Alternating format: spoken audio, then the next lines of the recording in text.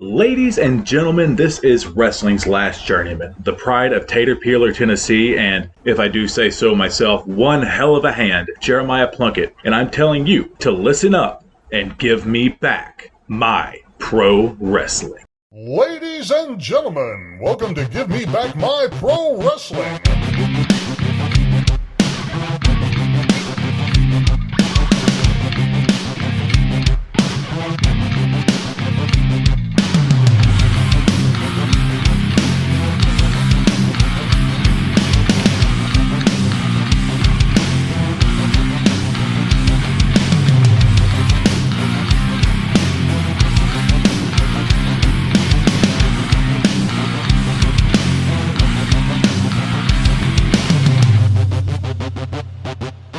For those who don't know, now you know, baby. This is Hot Rod Biggs, Jared, Jimmy Street. We're going to take them to the limit one more time, baby, right here on Give Me Back My Pro Wrestling. Ladies and gentlemen, welcome one more time to the Give Me Back My Pro Wrestling podcast. And today, everyone, we have something that I am so excited to talk about. So a couple episodes ago, we had Krull the Death Stalker on the show and actually had an excellent episode. He's in our top 5 all time, having great numbers, just really ecstatic about the results on that show. And so we, first of all, want to thank you all so much for listening to that. But second of all, I want to thank you, Krull, for being on again, because at the very end of that show, you dropped a little something on me that I haven't been able to get out of my brain. You said, oh, we didn't even get into the Plunkett Kojima story. And I'm like, oh, dude. Oh. And so I've been talking to my brother and I've been talking to these guys and this guy, and I could not wait to get this together. So today on Give Me Back My Pro Wrestling, on a very special bonus episode, we have Jeremiah Plunkett, we have Krull, and we are telling the NWA Kojima story. What's up, guys? How y'all doing? Doing good. Yeah, doing good. I just want to say I'm just here to get my numbers up because everyone else is doing so much better. hey, we're gonna get you on a part 2, so it's a whole new world here at Give Me Back My Pro Wrestling. But yes, we'll get your numbers up for sure. But anyway, thank you guys so much. I know y'all are busy people. You know, Plunky, you've got the NWA you're currently working for, that you're running the roads everywhere, working for different promotions. Krull, I know you've got the very cool and upcoming USWO event. Y'all are running them every month. But today we're going to talk about the Jeremiah Plunkett versus Satoshi Kojima for the NWA title story at Collision Course 2014.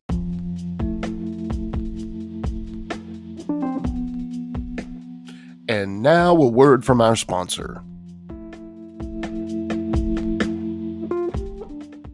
In Walmart's Who Newville, joy started to grow. For online-only savings sure to steal the show. Tech treats and toys so dazzling and new. Walmart Cyber Monday deal soon ready for you.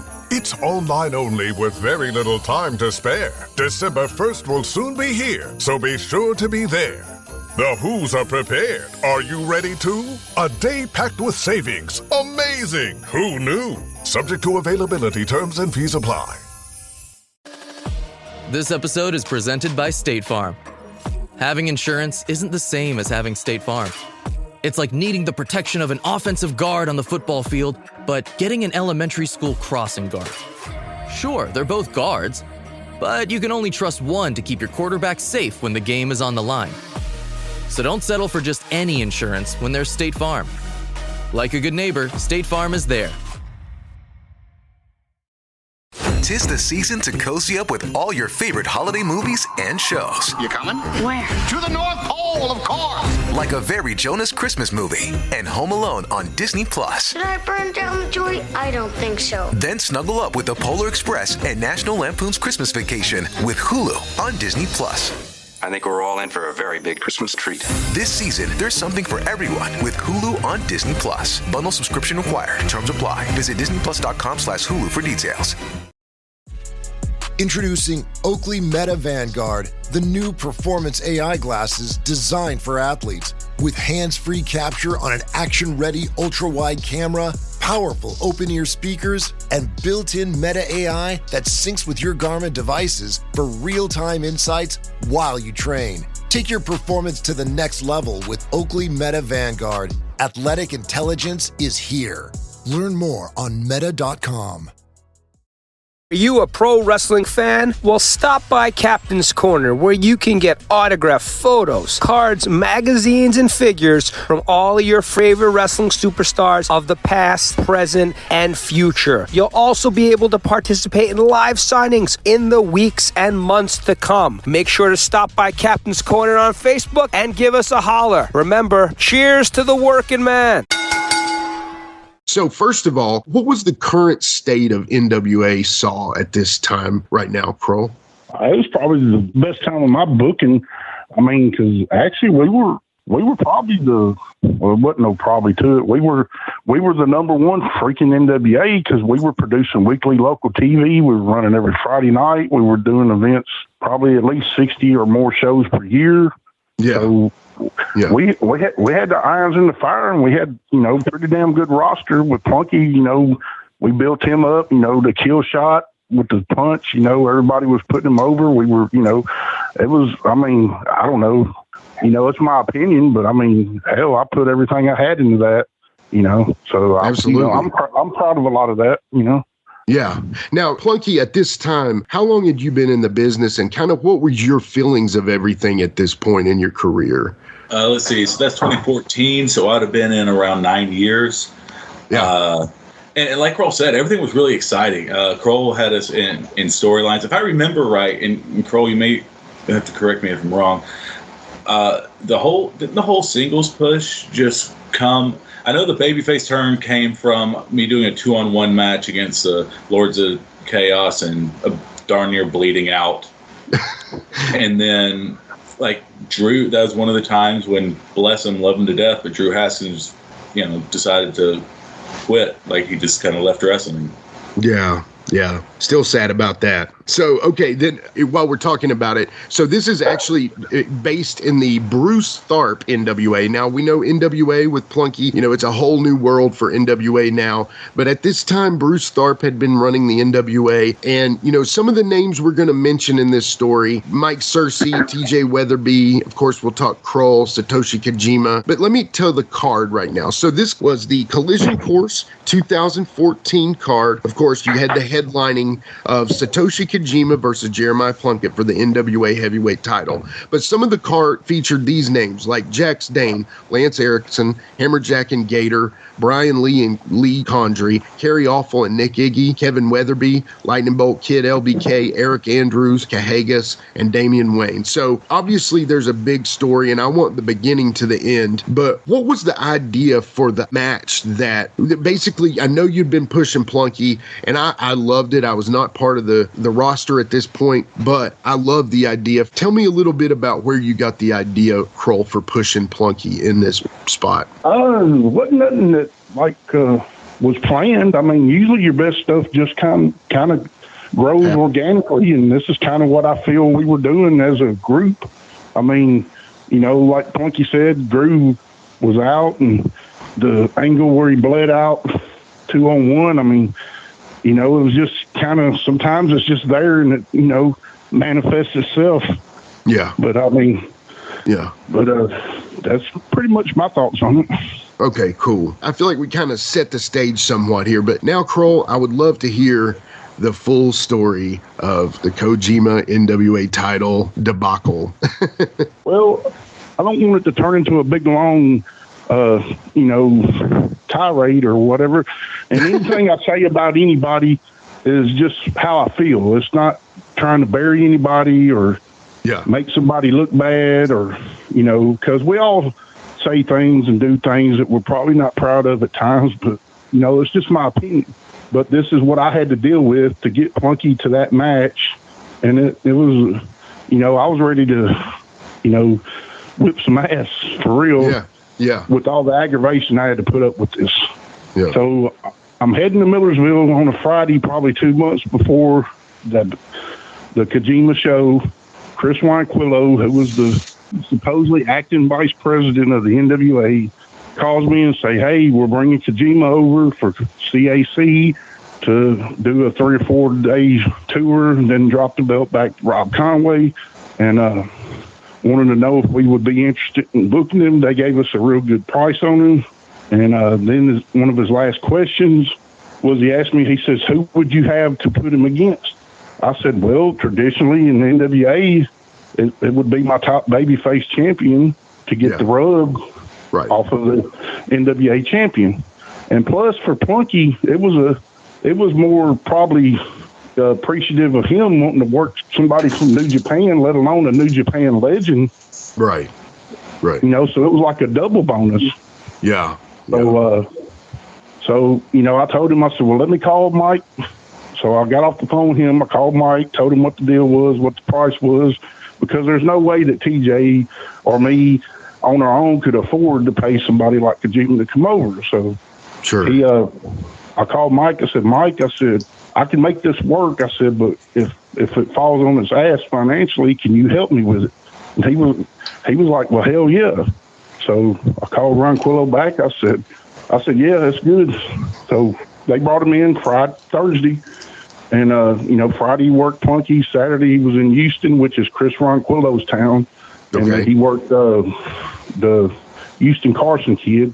And then Sunday they were in CAC, and he dropped the belt back to Conway. So also they brought Conway in to shoot a little vignette where he comes out at the end of the show and challenges him. And I put a little video together for that. And I went home after that long day, after all that show, come home and put that together for them, uploaded it on my YouTube channel, and then they stole it and put it on their official NWA page and took credit for it. Oh man! So of course, that's kind of where we were.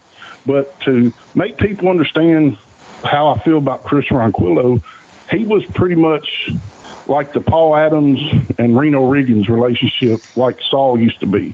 Okay. Paul did all the work and the heavy lifting as far as booking and setting up shows, and so basically any of the office work that had to get done, Paul Adams did, and then Reno kind of shows up and plays boss. Sure. If y'all understand what I'm saying. Absolutely. And that's kind of how my perception of Bruce and Chris Ronquillo's relationship was. Okay. And I've always dealt with Bruce on anything up until this point. And so this would have been 2014. So we became NWA right after the lawsuit was settled. So it would have been December of 2012. So about 19 months into it. Yeah. So, but anyway, when he had called me that original day, about 2 months prior, and I called Cersei, and you know, he agreed he would help me with it if we needed be. And I told him, yeah, but he got back to his question. He says, well, who would it be? I said, well, it would be my top babyface champion that we have. He says, well, who's your champions? I said, well, my Southern champion is Jason Kincaid. Oh, I like that idea. You know, so I up when I said that because he just, you know, because that guy was one of Smoky Mountain's top guys. And, you know, oh, that'd be great. I'm like, but it's going to be Jeremiah Plunkett because that's my TV champion, and my, you know, Plunkett's here every week. Kincaid's only here when we can get him. Right. And so it's basically like he heard that, and you know, from my perception of going back and putting it, you know, playing it through your mind, that's how I feel like he got kind of like thinking it was going to be Kincaid. Okay. It never was going to be Kincaid. It was always going to be Plunkett. Because Plunkett was our homegrown babyface that's there and going to be there after Kojima's gone. But the fact that you said Jason Kincaid, because you know you said, well, that's my top babyface, but obviously you don't have a lockdown on him. Plunky's your guy. So anyway, I think that in his mind, he heard me say Jason Kincaid. I don't know. I mean, but I was pretty blunt and clear. Hey, it's going to be Plunkett. So anyway, probably a few days later, you know, we start putting our stuff together and everything. Cersei calls me, and they're like, well, they have some reservations about it being Plunky. You know, Ronquillo wants it to be Kincaid. I said, if it's going to be anybody other than Plunkett, I said, let them pay it, and then we'll film it and all that, and, you know, and be a happy brand and get on down the road. I said, there's nothing wrong with Plunky or Kincaid. Either one of them would be perfect to work Kojima. I said, but if it's going to be in the sawmill, it's going to be our homegrown guy. And at the time, that was Jeremiah Plunkett, the guy that paid the way that's there every week, you know? Yeah. So, you know, they let it simmer for about a week after that. And when it probably about 5-6 weeks out, I get a call from Bruce and Cersei. And Bruce is like, Tim, you know, we got this relationship. You know how everybody tries to, as Tony and LT would say, sabi die young, trying to get you to do something. Yep. And I'm like, well, Bruce, that goes against everything that we're trying to do traditionally with the NWA. So basically my comeback to them was like, there's no way New Japan is going to give a shit if it's Jeremiah Plunkett or if it's whoever, you know. Yeah. I said, we're paying that part of the freight. It's already been agreed on. And, you know, we're your standout member. I don't care who says or disagrees with that. At that time, for those 2 or 3 years, we were the standout number one. They needed us, in my opinion, more than we needed them. Sure. And so, and I was already sour on Ronquillo because what I offered Bruce and them from day one is like, hey, y'all come in here. We're a central hub. You can get all your key guys here once a month or every other week. Y'all can have the building for free. I'll do the production for free. Let's make an NWA show that we should be. And Ronquillo will always shout, well, the building's too small. And I'm like, yeah, but it looks great. It's a shithole that looks great. And it's made for TV because I spent over $2,000 on lights, getting stuff done, stuff wired, to have that place looking the best it ever looked those last 3 years that we were there. Yeah. And, you know, even Bruce tells me now that he regrets that they never, you know, like I told him, I said, if it ain't what you want, it's better than nothing, and it's a great start. And there's no other indie at that time that had a turnkey setup, and production wouldn't have cost them nothing. Talent would only cost them whatever to get them in here. So, I mean, they could have afforded that, you know? Right. But he always shot that down. And I think the reason he shot it down is because it wasn't his idea and it wasn't his, you know, but anyway.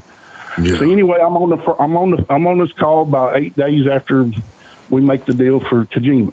It's, you know, Bruce trying to sabi-dolly that, yeah, you know, New Japan has, you know, he says, I've seen Plunkett. Plunkett's, you know, solid as they come, but, you know, and I'm like, so I get mad because I'm the type of person that, you know, is cut and dry how I feel, what I want, you know, what I want out of something. And, you know, my thing was we were a member. We had more to offer than any other member.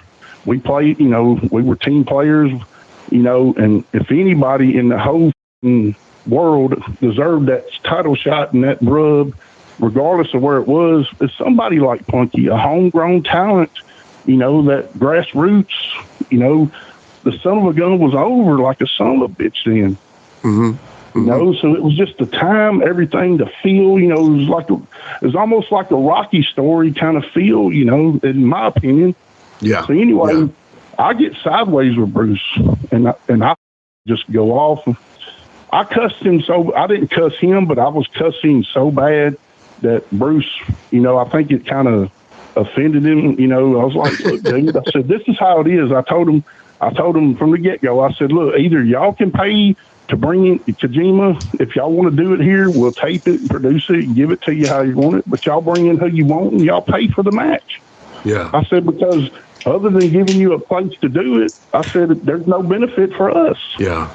So Bruce, you know, and I feel kind of bad how that conversation came off because I you know, for me, when you're trying to do what I'm doing, trying to have that creative outlet and put all that into running the show and then trying to turn that into a weekly TV show, when I'm dealing with knucklehead shit like this, it takes away the creative process and it kills me, drains me, makes me just want to headbutt the wall and go home. Yeah. A lot of times. And I have. Yeah. So anyway, that called it in well, and Bruce was like, well, I got to go, you know. So we got off the phone, and I just told Mike, I said, it's Plunkett or it's nothing. And I said, I don't give a if they kick me out, don't want us back. I said, but Mike, I said, for too long, you know, you've done it. You know, Mike, God bless him, man, and you can call him Mark or whatever. He was tried and true with Porter. with this NWA. I mean, anytime they needed a ring somewhere in Atlanta, he would haul a ring. Anytime they needed to buy a belt or pay for some talent to come in, I mean, you know, Porter never would book the world champions and stuff to bring them in, but Cersei. So anyway, I told Mike, I said, you know, you're the one that brought me in with these guys. I said, so you know them better than I do. I said, but you know, if I, you know, put you in a bad light with him, I apologize. I said, but that's just how I feel, you know. And Mike was like, I'm 100% with you. He said, it better be Plunky, you know. Yeah, right. And so, but on the back end, Ronquillo, that's why I was telling you I was wanting to tell the Cersei part of the story, which I will after we get through this show. Because after the show, we were all going to CAC in Vegas for Cauliflower Alley, and it was my first time flying or going anywhere. So that next morning, Miss Cersei was on a plane going to Vegas. So, you know, there's a lot going on for us. But so anyway, about 3 hours later, I get the next call, and it's from James Beard. Now, James Beard was basically the one that was actually trying to put stuff together for Ronquillo and Riviera and them shows. Okay. So he called me. So he called me like, Jim, I understand we have a stalemate here with who these. He goes, I don't think you really understand the importance of this. This is for New Japan Pro Wrestling, and I said, James, I said, I've been around. I said, I've never imagined I've been nowhere. I said, but I'm smart and I understand when I'm getting a bunch of bullshit. I said, look, Ronquillo wants whoever else to look good in front of these New Japan people in his mind. I said, nobody over in Japan probably even knows who Plunky, I am, you are, any of us, and give a shit. Right. You know what I'm saying? I said, so long as the guy can work and do what he needs to do and not hurt their guy, what would the issue be? He says, well, I've looked at your guy. He's a solid hand and blah, blah, blah. I said, look, dude, I know when I'm getting sobby-dyed or trying to get... So I'm going to tell you, and then I got in the market. I said, excuse me for cussing. I'm just an emotional person. I said, look, there's only 3 ways this thing's going to go, good or bad. I said, 1, we could cancel the motherfucker and y'all can take him somewhere else. I said, 2, we can leave it like it is, or 3, y'all can pay his freight and bring him in. We'll tape it and do whatever you need, and y'all can put him against you if you want. I don't give a shit. And so he's like, well, Tim, I understand where you're coming from. He says, personally, I don't see a problem with Plunkett as a talent. He said, he seems like a good hand and blah, blah, blah. I said, yeah, but and the thing about Chris Ronquillo, I should have said at the beginning of it, he's not smart to the business. He was some kind of business guy and like wine and spirits in Houston, where he's from. And nothing against him. He just did not understand how wrestlers and terminology and everything works. Because, you know, it's like, dudes, I told you, Jeremiah Plunkett, day one, and here we are. And they didn't even want Kincaid at this time. This time they're talking about Damian Wayne. Yeah. You know, and that's what I was going to ask. Yeah. When did Damian Wayne enter the picture? So it's right now that Damian came into the picture. Okay. So, you know, and they Damian over because when they first took it over, you know, and then they shit the bed with Cabana, Pierce. Yeah, they shit the bed with that. That could have, you know, they could have got a good rub off of that. And those guys would have done business, I think. But anyway, so they had a vacant world champion, so they were doing like some shitty 6-way match in New Jersey somewhere. And Damian was supposed to go over, and from what I understand, because the smart marks on the alliance board at the time knew it was going to be Damian Wayne, Ronquillo made them change it. From what I understand, what I was told, to Cahagas, which Cahagas I think is a great gimmick, great character. To me, his striking and punches are just as good as Tim Ernesto's. I mean, you know, just smooth, but not a bad choice for a champion, but just a hell of a way to shit on somebody. Sure. So I think in their mind, that was them trying to, you know, and at the time they were feeding Damian them with a bunch of shit that they were going to New Japan to, which, you know, if they were or not, I don't know. Like I said, that was just, you know, the buzz that they were. But, you know, me, I'm straight. You know, look, it's going to be Plunkett, or, you know, y'all pay for it and do what you want. That's basically what I told them. So I get off the phone with James Beard. So then a few days later, Mike's like, I'm like, well, what do they want to do? He goes, well, I don't know. I think you really, offended Bruce by cussing so much. I'm like, well, Mike, you tell me all the time that you've cussed Ron Quillo over stupid shit. Like he says, I have. And so I'm like, and even Mark Anthony, he agreed. He said, it's Plunky or nobody. So we get to nut cutting time. We bring Tracy down and do a month's worth of vignettes with him training and coaching. Which, let me stop you right there, were stellar. That was some of the best, honestly, television that I think y'all have ever done. And as a sometime person on the roster, we ever did whatever, I think that build up with Tracy on par with some of the best ever, honestly. Well, great I don't think it was our best because we were the smartest people in the room. I think it was the best because it was organic, like I said at the beginning. Yeah, it all just kind of play, it's kind of like when you got Lawler and Dundee in a feud and the people know that there's heat. Sometimes that's the best, Right. So anyway, we get and shoot all this stuff with Tracy and stuff. So then after they sit on it for about 3 weeks, they finally, come to an agreement with Cersei about bringing in Damian Wayne. So that was just kind of thrown there. I was like, well, dude, ain't nobody going to give a shit because the build is Plunky. Right.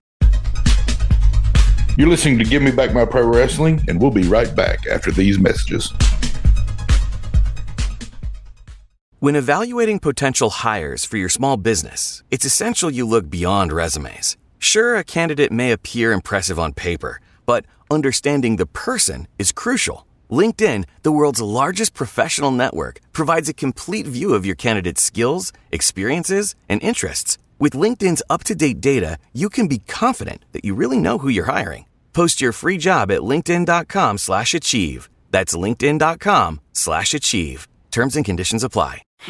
This episode is brought to you by Nature's Bounty. Nature's Bounty believes your body is brilliant, naturally designed to thrive, inside and out. For those always looking for new ways to support your health from head to heels, Nature's Bounty has a range of over 400 vitamins and supplements born from 50 years of trust and care. Nature's Bounty. It's in your nature. Visit naturesbounty.com to learn more.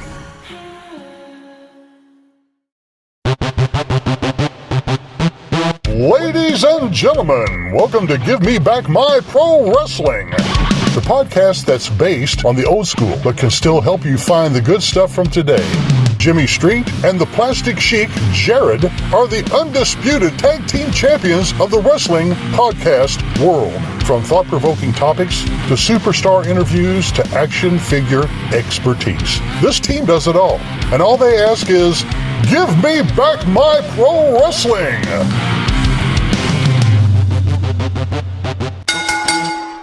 Every Thursday, wherever you listen to podcasts. This episode is brought to you by Casamigos Tequila. What do you bring to a holiday party? Simple. A bottle of Casamigos. Because nothing gets the party started like a Casamigos margarita. Which isn't just for summer. In fact, it's the perfect pour all year round. Casamigos is the gift that always feels right. Because anything goes with my Casamigos. Please drink responsibly. Imported by Casamigos Spirits Company, White Plains, New York. Casamigos Tequila, 40% alcohol by volume. Hey, the vibes are slipping. I think it's time to bring out the Velveeta shells and cheese.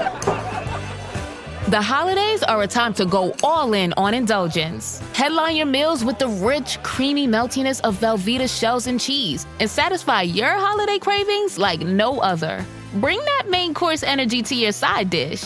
Celebrate extra with Velveeta these holidays.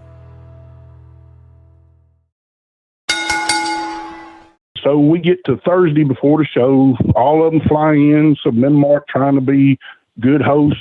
We take all of them we were wanting to take them somewhere nice, but because Jack's Dane come in and was wanting to watch some game or something, we wound up going to Bailey's Sports Bar out in Rivergate.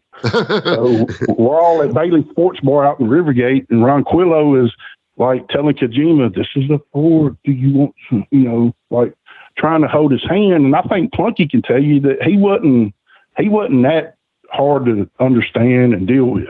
Sure. I think he was a lot smarter. So that I told Mark, I said, can you believe how they're talking to him like he's some 5-year-old or something. Sure. You know, and like I said, I'm not trying to make anybody sound bad or anything. It's just, you know, my opinion of what happened. Sure. If they don't like it, you know, they can call Jimmy Street and they can call me. I don't care. So, but, you know, I don't think Bruce had any ill will towards it being Plunky. I think he was just dealing with his little buddy, Chris, what Chris was wanting. Because all Bruce really cared about was showing up and playing big shot, which is nothing wrong with that, because if you know what you got to deal with, then, you know, other than that, I've never had a crossword with Bruce. I know a lot of people shit on him, but he was always good to me, always treated me good. And if I had a problem, it usually got worked out other than this. So anyway, we're there. We have dinner with him and everything goes pretty good. So we get to the show and Cersei's cooking steaks and everything for the boys. And we do this big meet and greet. And Ron Quillo, I think's mad because nobody's buying his gimmicks. And then, even Cersei did like commemorative shirts, NWA shirts, little belts, and even Cersei wasn't selling shit because you had so much stuff. But anyway, the meet and greet did pretty good. We did enough meet and greet sales to pay for Kojima, so everything was good. The show drew probably I don't know TJ's business numbers over the years because it's been so long, but that had to be in the top 3 shows drawing wise there.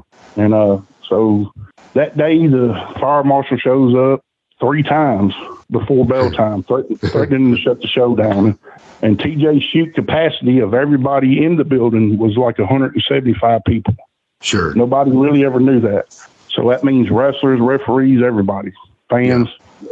And so Plunky, I'm sure you know that, but that's why we put you on early, because if the show was going to get shut down, that match was going to happen. Boom. There it is. That was another question I had. Thank you. Perfect. So I actually didn't know that. I thought that was a concession you had to make. Right. No, absolutely not. Absolutely. Get the deal. Okay. No, but absolutely not, because TJ was so worried that the fire marshal was going to shut it down. The last time he come in there, TJ, I think it was even before 7:30, TJ was selling tickets and telling them to walk around behind the building and sneak in the back door, because we had the back door up so high because it was so hot. 1,000,000 degrees. But I mean, you can go look at the footage on YouTube. That place was standing room only. Right. I mean, packed. Yeah. You know, and Plunky drew that house. Yeah. You know, because everything else was regular angles. You know, we had a few cage matches with Gator and Hammerjack's deal, but Plunky was the hot item. Right. No hose barred. So Plunky, I'll let you take it over, because tell him how Kojima treated you when he got there, because that's, that ought to seal the deal with him not thinking that you was a legit guy or something. Yeah, and hold up real quick. Thank you, Krull. You're a great co-host here. So Plunky, as going into this, tell me kind of how you felt when you first heard that you were the guy, when that they were going with you and there was a bit of a battle about it. Talk about a little of that. So when I first heard it, the very first time I heard it, I was kind of, I'll believe it when it happens. I'd got to the point in wrestling where, you get promised so many things and it never happened. And just seeing, I know Bruce had been in. Had Chris been in before, Krull? No, that was the only time. Okay. I didn't know if they would go for it. And then once we started shooting the stuff for it, I was like, this is happening. Right. And then I began being gung-ho about it, and I was training my ass off, and I was doing anything we could to promote it. It was like every day I would promote something, and I was let in a little bit on the battle that was going on. Like I knew, and I'm very thankful that Tim and Mark and Mike were fighting for me. I didn't know to what degree. I didn't know as extreme as Krull was just saying. But I knew especially day of, I knew Chris kind of blew me off like that day. Like okay. I shook Bruce's hand and he was cool. Bruce has always been cool as far like to me. And then Chris was just like, yep. All right, cool, bud. In fact, I believe I may have told him you're welcome for the house because I was pretty salty. Awesome. But no, man, Kojima walks in and Kojima was awesome. He was great. I went up and I introduced myself. He's he said he knew who I was, and that on the plane ride over, he had watched my matches so that we could work together. You had talked about them having Rob Conway in. Didn't they try to say Rob was supposed to be the translator and help us put the match together? Yeah, I think so. He just sat there. Me and Kojima put the match together. He wasn't needed for that. Kojima spoke plenty enough English. This was not his first time in the States at all. Did Rob get a payday for that, Krull? I'm sure he did, but that was probably through Bruce and not on your side, yeah. No, not at all. I was gonna say, man. I do want to go back on Tracy though, real quick. Please, yeah. Tracy was coming in, and I don't know. I guess it really doesn't matter to give away Tracy's business. I know somebody else was originally scouted for that, and they had wanted like a significant payoff to come in. And it was somebody that I, at the time, had not been linked with at all. And then the idea got shot to Tracy. And from my understanding, and Krull, correct me if I'm wrong, he was coming in for barely over gas money to shoot those vignettes. I think I paid him $100, but then I think the night of the show, he gave it to TJ's old lady after one of the benefit shows we did following after TJ passed away. But I think we gave him $100 to come in and do that. Gotcha. Yeah, okay. And let's talk about these vignettes real quick. Tracy, you don't talk about anything beforehand, right? We were just playing off each other. Everybody knows how broken down Tracy was at that time. Yeah. But man, when that red light came on, he shoot belly-to-belly suplex me. If you find those vignettes and you see the one where he gives me a belly-to-belly, I was not ready and I did not help. Yeah, yeah. He just shoot belly-to-belly suplexes me in training. That's amazing. And he cuts money promos. Like there's a Go Home Money promo with him in front of the NWA Saw banner. And watching it to this day makes me cry. And I'll forever be thankful to Tracy for doing that. Right now, everybody's talking about Jeremiah was a bullfrog. I love it. It's cool. I've done a couple seminars in. It's great attitude. Whatever I can do to help you. I've been blessed to help so many guys that have made it in this sport. You've got the heart. You got the desire.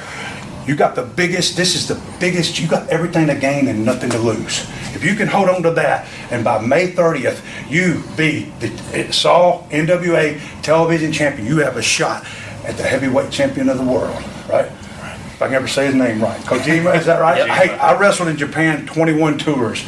I wrestled for New Japan, All Japan, for Wings, IWA Japan, FMW, and there's one more I can't remember. But I know who he is. And he's a tough guy, and he's not taking you lightly. Japanese, their culture is not that way. That's not. They are well prepared. Those people, a dishwasher works 12, 16 hours a day. Am I wrong or right? They had the tsunami. They've already rebounded. Those people worked their butt off. You're the first of 3 title shots. You know what? You're not going to sneak up on him. But he is making like a 16-hour flight with the 13 hours ahead is their time. Their time. It's like what? It's wee hours in the morning there. You know what I mean? His sleep's going to be all messed up. Jet lag is a big thing. I know that. I've been on the plane that could have hurt Rob Conway, you know, when he dropped the belt to him over there, you know, in the Tokyo Dome. So you got a lot of advantages on that. But what you can't worry about is all the things on social media and all the being directed towards you negativity. You know, preparation meets opportunity. You're a humble young man. The NWA board has selected you, all right, but you got to hold on to that. We got a lot of work to do. Japanese style is a big, big difference, man. I've been in the ring, been fortunate with some of the great Japanese wrestlers, or some of the greatest wrestlers of all time. And let me tell you what, man, you better be ready to bring it when you're in there with them. They ain't gonna take it easy. That's from Antonio Inoki to the Giant Baba, Riki Choshu, Kenta Kobayashi, Kawada, Sakaguchi, Hashimoto, Muda, Chono, a lot of those guys like that, they playing, man. They ain't playing. If you blow up, if you get winded, they will embarrass you. One thing you got going for you is this is your home crowd. This is your home. You're the home field advantage. This guy's not worried about the roar of the crowd. Am I right? Right. He's not worried about it. He's coming here. He's coming here to embarrass you, and he's hoping that he's going to have an easy one. He knows you're coming and but he's looking already ahead. I would say he is in a little bit, but he's looking to go to Houston, Texas. Well, maybe He may not make it. He may not make it, man. You want to be, you got to know, you got to believe. I can tell you that Mike can encourage you. The board of directors can encourage you. Everybody that is in your corner that knows that you're a good guy, knows that you're a good friend, and knows you've been 9 years in this business at the age of 27, wrong or right. Mikey Woods. Mikey Woods. I love Mikey Woods. But, you got a great attitude and you're working your butt off. You hold a regular job. You'd like to do this for a living. Well, this is your chance. May 30th. But you got to hold on to that between now and then. I know I'm going on and on. I've just drove 3 hours. I've been thinking about what I was going to say. I love those guys that are upset that they don't have the title shot. That's not my decision. That's not your decision. That's the board's decision. That's between Bruce Tharpe. Yep. Right?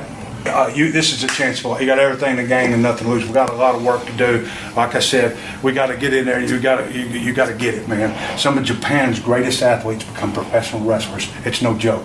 Japanese press will be here. It's a big deal. It's a big deal for him to come to the United States to defend the oldest, the most prestigious world title, which is the NWA World Champ. Harley Race, Lou Thez, Gene Kaninsky, Pat O'Connor, okay, Ric Flair, of course, you know what I mean? Chris Candido, I got to put him in there. They always ask me who was the toughest guy. The best matches I ever had was with Chris Candido. And you know why? Not because he was the biggest, not because he was the strongest, not even because he was the toughest. He had the most heart. He had the most desire. It's 80% mental, it's 20% physical, it's 100% right here. All right, you got that, but you're a nice guy. You got to get rid of that. This business is full of cutthroats, am I right? Snakes, yes. Sharks, and all that. You ain't got to be cutthroat, you ain't got to be snake, but you got to be a shark, you got to be a bear, you got to be a lean, mean fighting machine. Let's get to work, man. Before the match, he was like a legitimate coach. Like, he shot the vignettes, but the whole time I'd be warming up, and he'd be like, "Hey man, hey, you need some calories," and he'd give me a protein bar, and then he'd come back a little bit later with like half an orange. Like, "Here, man, you need this for energy." All right, yeah. He's leading me through warm ups, and I'll tell this now because I'm sure statute of limitations. And then he hands me a lure tab, and he goes, "This will get you loose out there." Like Tracy wanted me to succeed. Yeah, man, he just wanted it. Oh, he was, God, I'm crying. Sorry, guys. It's okay. He was the best. Reminded of Candino. Oh God, yeah, that was the biggest compliment I've ever been given in my life. Yeah. Around 20 years ago, and this is a true show, God bless his soul, Chris Candido. You guys remember him? Oh, yes. I wrestled him in the finals of the NWA tournament. Dennis Corluzzo, you remember him? Oh, yeah. He's not with us no more either. It's 93 or 94 or something like that. And we had a tournament. I wrestled Devin Storm, got past him. Eddie Gilbert about killed me. He sprayed me with the fire extinguisher. Oh, gosh. And I lost in the finals to Chris Candido. You remind me a lot of Chris Candido, your heart, with your being a humble young man that you are. But one thing Chris Candido had that you are doing now, he trained, he lived, eat, and breathed our business. Until the next show I did, and I said, "I'm going to miss a diving headbutt." And then I did it, and I go, "I don't know how he did this." It hurt so bad. But no, yeah, he told me I reminded of Candido, and that's the biggest compliment I probably could have been given, because that's one of my idols. Well, just so you know, we were just throwing ideas around on the other guy. The other guy was just the first guy we thought of, because at that time he was working out a lot with Josephus and training him. Mark was the one that come up with the story of the aspect of having a veteran like coaching and all that stuff. And then they were up there using the building a little bit before that, and we were just like, "Well, what about cash?" And then, I think when he come back with a high price, then Mark was like, "You know who's perfect for that? Tracy." That's how that kind of fell together. So you're talking about Kid Cash was the original idea? Yeah, but I mean, that was just us. He never was like, it was just us going. It was just us, pitching ideas together. Mark was the one that come up with the idea, the Grizzle veteran trainer. Sure. And then, because he was working with Joe up there training them, it was like, "Well, what about that?" And he was like, wanted too much money or whatever. So then Mark's like, Tracy would be perfect for that. So boom, that's how that came together. In a sense, almost better. I mean, I don't, no disrespect. Exactly. I love Kid Cash, but I think Tracy actually worked better. Yeah, but the reason it wasn't it wouldn't have been any good. As like Funky said, he's never had no history connected with him. So, well, see, I didn't even know about Cash. Since we're putting that out there, I'd always heard it was going to be Dr. Tom. Oh, I mean, if that is, that's Mark throwing ideas together. But it was, from what I remember, it was just going to be Cash. I mean, Dr. Tom might have come up and might have wanted too much too. But Cash was the one that I remember. I've also been hitting the head a lot, so it's possible I'm conflating a lot of things. But this whole time I've been under the impression it was originally Dr. Tom. No, it was Kid Cash. Okay. See, you're right. I do not know half the things about this. I love this. I'm loving this. Yeah. I remember it being a locker room sellout too. There was people totally not on the show, just hanging out. You know what tickled me about that too is Quentin, messaged me, he called me or messaged me, asked me, he said, would it be okay if I came to the show and come in the back? I said, motherfucker, you better. That's your boy. Yeah, seriously. Yeah. God, he's so humble. Oh my gosh. Yeah. Do you ever just want to shake Quentin sometimes, Plunky? Just say, dude, you're awesome. Chill out. I tell him it all the time. He's always been like that. I don't want to say always been like that, but he's definitely become like that. Man, and I wanted him to be there for that too. I remember I went and picked him up. Yeah. Like I brought him because he was already starting to not get around too great at that point. Yeah. But that's one of the two shows my parents ever came to. That's awesome. Yeah. So it holds I have a few flyers from my wrestling. The only thing I have up in my office, not right now because we're about to move, but the only thing I have up in the office right now, as far as flyers wise, is that flyer because that's one of the highlights of my career. Yeah. Probably the highlight of my involvement in anything too. So let me ask you this, because, this is kind of the fly on the wall here type element here, because you and I were talking, Plunky. I was kind of temporarily out of the business for a little bit, and you and I were talking on the phone or text or whatever at that time. And I remember you were like, yeah, man, it's up in the air. I think it's going to happen, these kinds of things. So leading into the work with Tracy, was Tracy also giving you off the side advice like, hey, here's how I would do this or anything like that? Were you getting anything from Tracy like that? Not so much in like putting the match together or anything like that. Okay. He was giving me advice that I think would have been more true in his tours of Japan. Sure. You would always hear about like your first time over there, the guys are super stiff with you. Right. And like they try to take advantage of you. And he was telling me to watch out for that. But I'll tell you right now, Kojima was like butter, dude. So smooth, so easy, never had that issue. But he would warn me about that. He'd telling me about when he would go over there and they'd take advantage of him until he lit them right back up. Yeah. And you had to kind of earn your respect. But man, I never had that issue with Kojima. Maybe that's a continental thing or something, but we'll be right back with more Give Me Back My Pro Wrestling.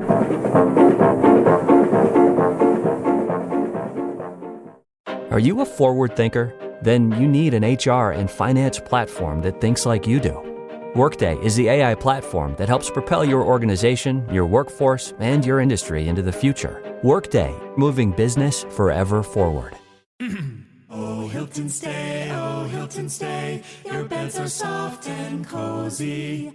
No lumpy couch, no stiff futon, no shower line at crack of dawn. Oh, Hilton stay. When you want holiday comfort you can count on, it matters where you stay. Enjoy comfortable rooms and friendly service when you stay with Hilton instead. Save up to 25% this season when you book with Hilton. Hilton for the stay. Terms apply.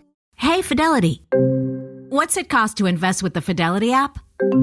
Start with as little as $1 with no account fees or trade commissions on U.S. stocks and ETFs.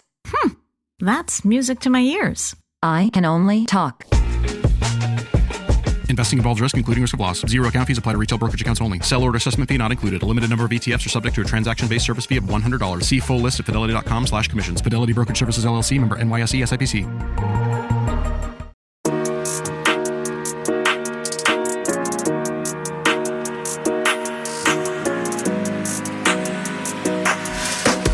Gideon's Warriors, a night of pro wrestling stories and testimony of God's grace and mercy. Come hear Pastor Rick Reynolds, who you may know as Damien or Forsaken, Shane Morton, Ben Jordan, and Tommy Phillips, aka Sean Schultz, as they share their experiences in pro wrestling and their personal walks with God.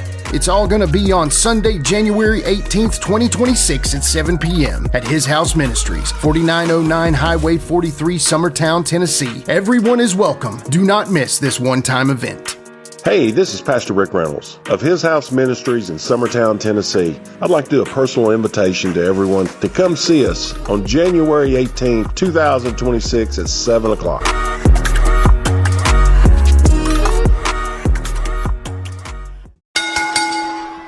So putting the match together with Kojima. Now, obviously you said Rob Conway, quotation marks, a translator, whatever. Was it you, Tracy, Kojima, and Rob sitting in a circle, or was it you and Kojima and Tracy wasn't there, or did Tracy sit in with the building of the match at all, or how did any of that work? We were all four there, but it's really just me and Kojima. Okay, and so Kojima obviously understands you talking, right? He understands English enough that, talk a little bit about that. Well, I watched a lot of film too to be ready on the stuff he does.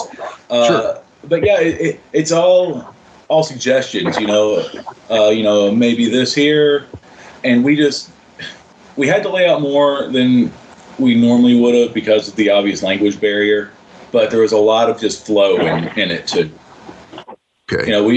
The bombs in the home stretch. We kind of laid out, and everything else we just kind of worked with. Okay, you do this thing. When you do this, I know you're going for this. It was pretty easy. I mean, it's weird to say, but he's an old pro. He had been doing it a long time at that time. Right. And Funky, wouldn't you say that the crowd was kind of not for both of you, but I mean, they didn't really look at him as like, go back to Japan, blah, blah, blah. They didn't really boo him. It was more kind of a respectable, this is the champion kind of feel, right? Yeah, they're respectable. Now, they did do a USA chant at one point, and I'm like, well, he's not exactly the evil foreign menace or anything, but no, they never booed him. They did show him respect. Man, him coming out at the entrance was cool, and he's a tank, man. Just you don't realize how big he is until you're right there. Yeah. But such a gentleman.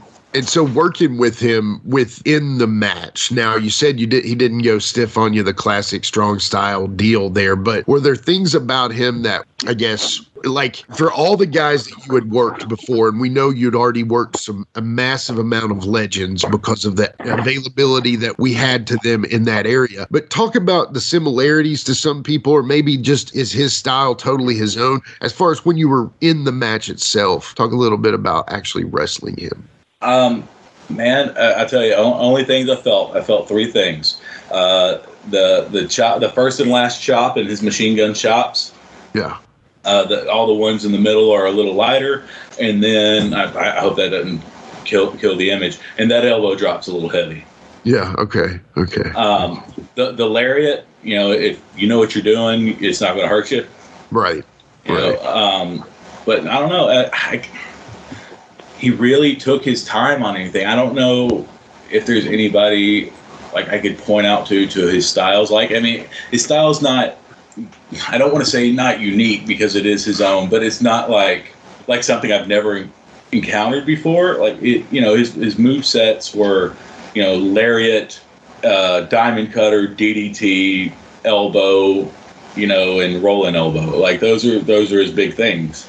Yeah. Okay. All stuff. And he's not, but the thing he didn't have to do, but he did, was he did his best to make me, and I'm sure Chris Franquilla specifically probably didn't like that, but I mean, he took the knockout punch. Yeah. And really, you thought I dropped him, and I think the people in the crowd, because we did there's a rope break, but I think the people in the crowd thought there was a chance. Yeah, and that's the beauty of it, right? That's the beauty of it when he gives you that and lets you. That's the beauty of wrestling, man. So, okay, at the end of the match, And how did you feel about the overall match itself at the end of it? And I want to go to Plunky, and then I would love to hear what you think, Krull, on that. At the time, I was a little upset that it was mid-card, not knowing that you did it so that the match would happen, thinking that was a concession that had to be made.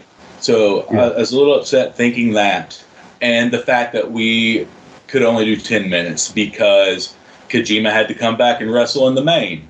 Yeah. You know, that match was 4 minutes. The one with Damien. 4 minute job. So I wish we would have been getting 15, maybe even 20. I believe we could have told a really story, and a real good story, and I believe we could have really hooked them. But you know, at the end of the day, it's the highlight of my career. And Krull, you're right when you said that, especially at the time, like that I cared more about who it was than the belt. And I know that seems crazy, but being a massive Japanese wrestling fan that I am, knowing exactly who Satoshi Kojima was, and following his matches and all the tapes that I had and stuff like that, it was. I mean, I didn't go to the ring and get starstruck a lot by that point, but when he made his entrance, like, it was weird, you know. And I'm glad I had Tracy there to kind of keep me calm, but. And the entrance, man, if you watch the video, I'd never received a reaction like that, and it was crazy. Yeah. Like, those people were going nuts, and they're so invested. And, you know, Krull, who hooked up all the advertising stuff? Krull, like, when you guys had me go do radio and go do Rudy Kalis, was that you? I know Lakeisha was No, it involved. was Lakeisha. Yeah. A lot of that, the Rudy Kalis was Lakeisha. Yeah. So, I mean, we plugged it through, you know. And Rudy was great. God, that was cool too, to do an interview with the sports guy I'd watched my entire life. But just so much went into that, and I truly feel. And I don't know if you know this, but they were supposed, not to cut you off real quick, but they were supposed to do a live remote there before the show, but they one of the local teams, baseball, softball girls team, was going to the state or something. Got us preempted that the day before. I knew Rudy said he was supposed to be there. Yeah. And wasn't. But that's why he wasn't. That's what we were told. Okay. Yeah. I don't know. I really think, and I hate this because it sounds like I'm tooting my own horn, and I hate that there was a missed opportunity because of the drama. Yeah. Yeah. I think it could have been, I don't know. I just think it could have been awesome. And it was awesome. Like, don't get me wrong. I'm not saying it wasn't. Right. I just hate that the drama led to so much BS. And, like, there was people upset. I don't know who was working upset and who was shoot upset. And stuff. Like I know, like, Sean Schultz and I were in an angle, so I know he was working upset. But then there was other people posting about me not deserving a match and getting kind of personal with the insults. There you go. So Damian Wayne, we know everybody. I like Damian Wayne. I have nothing bad to say about Damian Wayne whatsoever. I know you work with him currently. Krull, I know that's an active, relationship there as far as professional wise. I mean, was there some heat there? Was he upset about some things? I mean, as far as what he told me is that he didn't want to infringe on Clunky, and, like he was trying to, but, if Clunky heard something that I didn't, that's what he actually told me. Yeah. So, I mean, I've never brought it up because, frankly, I didn't care enough to. And I'm the same way. I like Damien, and I would have hated if it would have been legitimate because I would look at him a different way. But that's good to know that because I've never wanted to ask. Yeah. Yeah. But he was just... He was just there mainly because they wanted him there from the way he played it to me. So okay. So a victim of the circumstances of a bit, but the things that go on. So if in reverse, Jason Kincaid had been available, do you think they would have tried to push him further into it, or was that literally just scrapped once it was over with? After that initial phone call, he was only brought up all the time. Okay, gotcha. Okay, yeah, okay. That's. I'm just curious about that too. So because they were talking about other names, like national names, like TNA, style names and stuff. I was like, You know, that's why I was so aggravated. I was like, look, this is the way it is. That's the way it's going to be. You know, if y'all don't want to go that way, bring in who you want. But you're paying for it. Right. And I'm washing my hands of it. But, you know, the fact that you basically died on that hill, I absolutely respect that so much of you, that you not only believed in your guy, you literally, like a force of nature, made that happen. Well, you might as well look at it this way. It's not that I didn't love Plunky, but, you know, we were all for one and one for all, you know. Yeah. So what benefited Plunky benefited me and TJ.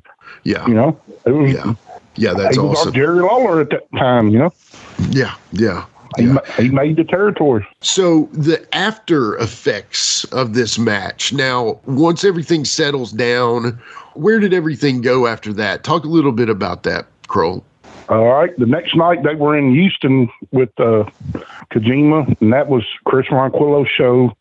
And from what I remember, this has been 8-9 years now, but best I remember, the setup was real dark because they taped in like a VFW hall or something. They had like tables for ring barriers with the front row, if I remember right. So the setup looked like shit. Houston Carson looked like $1 million, but I guarantee you the reaction, the match, and everything was nothing like what they had that Friday night. Okay. And then at the CAC, which I think was actually on a Sunday or a Monday night, I'm not sure the show, but, you know, there's more of the boys watching the matches than it is actual fans. And, you know, that was more like just a place to do the title change. Really, if they were smart, and nothing against Plunky, as just, you know, just as far as the production value and the atmosphere and the setup, they would have been better to do a title switch at the Sawmill. But they did a flat finish in Vegas. Nobody gave a shit, you know, because it's just, you know, the boys at the CAC, everybody that's ever been in the business should go at least one time to experience it. Yeah. It's weird, especially the wrestling shows. You have Nick Bockwinkel sitting in the crowd. You have, like, the first night we was there, I was sitting in the row right behind where Nick Bockwinkel and Scott Hall were talking. So it's pretty cool. Terry Funk walked up to me in the lobby, said, "Hey, how you doing, buddy?" Shook my hand. You know, he come to me, like going to the little liquor store they got in there. I was coming out of it.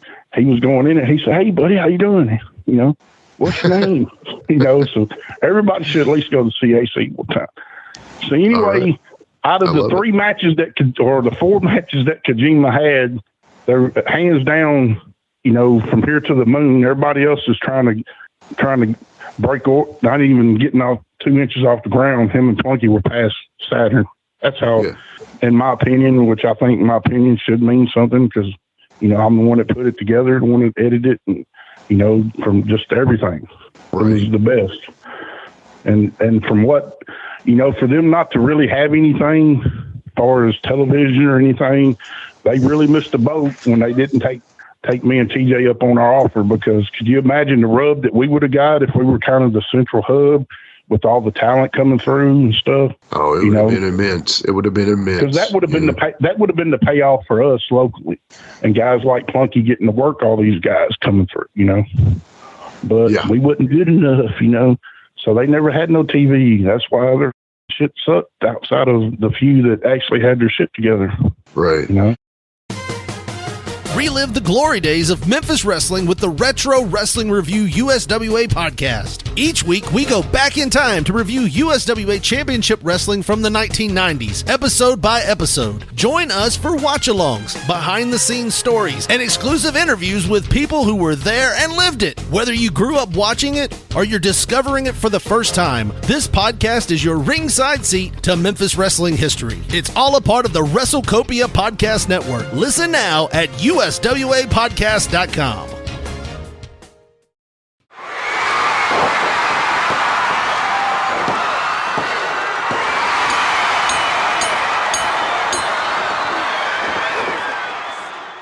Ladies and gentlemen, this is Jimmy Street, and that was episode 27 of the Best of James Rock Street Productions, with the first half of a bonus episode with Krull and Jeremiah Plunkett on Give Me Back My Pro Wrestling. Plunky and Krull dropped by to tell us the full story of Plunky getting to wrestle Satoshi Kojima for the NWA title at NWA Saw. There's a lot more to it than you'd think. You can hear the full episode and more over on @GMBMPW or Give Me Back My Pro Wrestling wherever you listen to podcasts, or simply click the link in the notes below. We hope you've enjoyed a look back in the archives of James Rock Street Productions. Check us out next week to see what else we have in store. Until then, follow @GMBMPW and @JamesRockStreet everywhere. Peace. With a tear in my eye, this is the greatest moment in my life.